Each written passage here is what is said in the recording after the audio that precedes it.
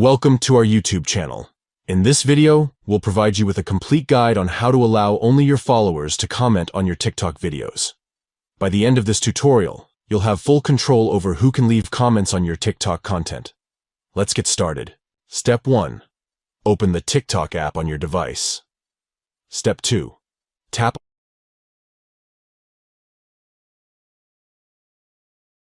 on the profile icon located in the bottom drawer. This will take you to your TikTok profile. Step 3. In the top right corner, you'll notice 3 stacked lines. Tap on those lines to access the TikTok menu. Step 4. From the menu, select Settings and Privacy. Step 5. Within the Settings and Privacy section, tap on Privacy. Step 6. Scroll down to find the Interactions category and tap on Comments. Step 7. You'll see Comments again. Tap on it. Step 8. Finally, select Followers. By following these simple steps, you can ensure that only your followers have the ability to leave comments on your TikTok videos.